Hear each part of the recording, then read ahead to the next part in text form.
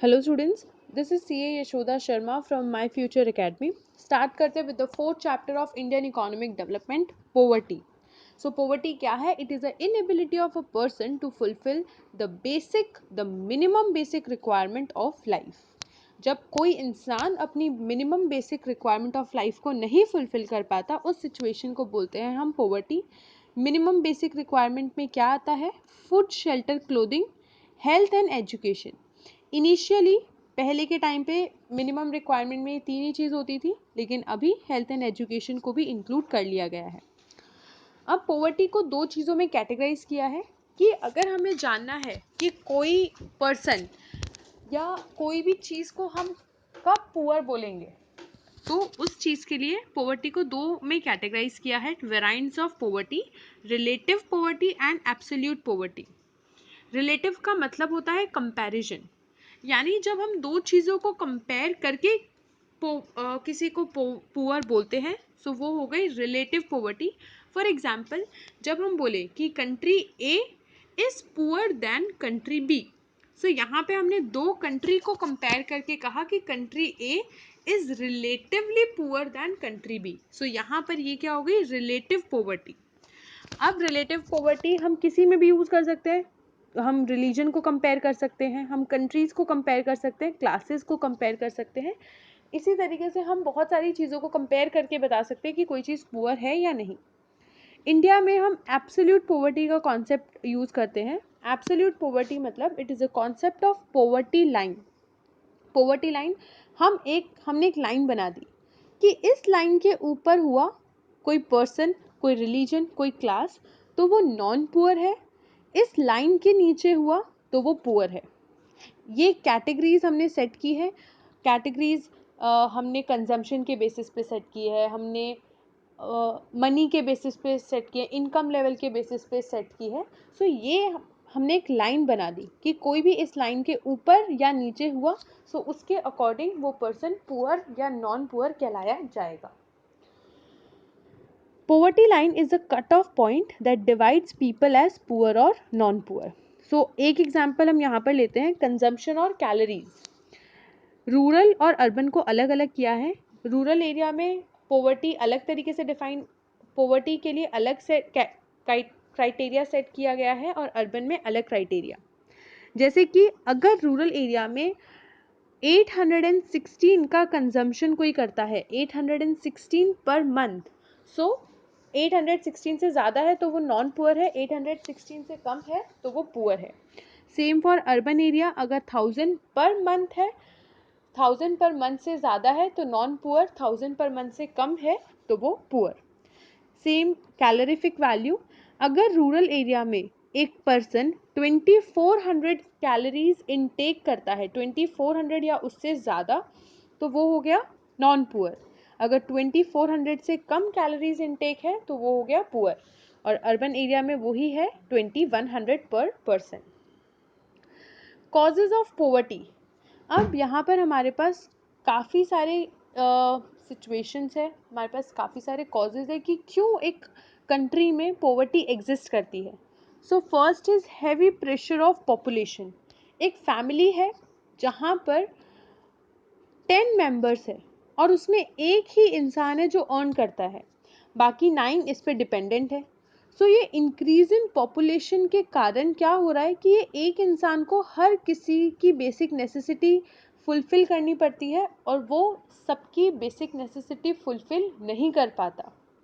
इसी वजह से एक इंडिविजुअल फैमिली में पोवर्टी आती है।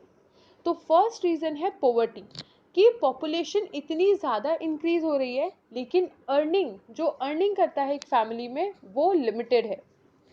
Second, high illiteracy rate. लोग बहुत ज़्यादा इलिटरेट है। सेव अगर हम इस एग्जाम्पल में देखें कि अगर लोग लिटरेट होंगे तो उनकी अर्निंग कैपेसिटी भी ज़्यादा होगी, लेकिन इलिटरेसी के कारण उनकी अर्निंग कैपेसिटी भी कम होती है। हाई लेवल ऑफ अनएम्प्लॉयमेंट, जो कि इंडिया में अभी ये देखने को मिल रहा है कि लोग एजुकेटेड होने के बावजूद भी एम्प्लॉयड नहीं हो पा रहे। अगर एक कंट्री में एम्प्लॉयमेंट का लेवल कम रहेगा, जॉब अपॉर्चुनिटीज़ कम रहेगी, सो वहाँ पर अर्निंग कैपेसिटी भी कम होगी, अगेन अर्निंग नहीं हो पाएगी, जिसकी वजह से क्या होगा? पॉवर्टी। इन्फ्लेशन, हर साल इन्फ्लेशन बहुत ज़्यादा स्पीड से राइज हो रहा है। इकोनॉमी के प्राइजेस, गुड्स के प्राइजेस, सर्विसेज के प्राइजेस बहुत स्पीड से राइज हो रहे हैं। इनकम भी बढ़ रही है, लेकिन इनकम कम स्पीड से बढ़ रही है और प्राइजेस ज़्यादा स्पीड से राइज हो रहे हैं। उन पर्सन की इनकम ये हाई प्राइजेस को नहीं सेट ऑफ कर पा रहे हैं। अगेन ये एक रीज़न है for the poverty. Inequality of income, economy की जो भी इनकम है वो बहुत ही अनइक्वली डिस्ट्रीब्यूटेड है। जो रिच है उनके पास वो बहुत ज़्यादा रिच है, और जो पुअर है वो डे बाय डे पुअर होते जा रहे हैं। क्यों? क्योंकि इकोनॉमी की तो कुछ ही इनकम है और वो इनकम मोस्टली रिच के हाथ में जाती जा रही है, जिसकी वजह से रिच और ज़्यादा रिच होते जा रहे हैं और पुअर और ज़्यादा पुअर होते जा रहे हैं। Poor state of agriculture, agriculture जो फार्मर्स है, गवर्नमेंट एग्रीकल्चर पे इतना ज़्यादा स्पेंड नहीं कर पा रही है, इसीलिए फार्मर्स का प्रोडक्शन ज़्यादा नहीं हो पा रहा है। फार्मर्स के पास अच्छी क्वालिटी के सीड्स नहीं है, इरिगेशन फैसिलिटीज़ नहीं है, डैम्स नहीं है, क्रॉप्स उतने अच्छी ईल्ड नहीं हो पा रही है। इरिगेशन कल्टीवेटेड लैंड की जो प्रोडक्शन है वो उतना अच्छा नहीं हो पा रहा है, और उस पुअर स्टेट ऑफ एग्रीकल्चर के कारण जो फार्मर्स की कंडीशन है वो और ज़्यादा ख़राब होती जा रही है। सो ये कुछ रीजंस है फॉर द पोवर्टी। लास्ट में हम एक और टॉपिक कवर करेंगे, how to identify the poors.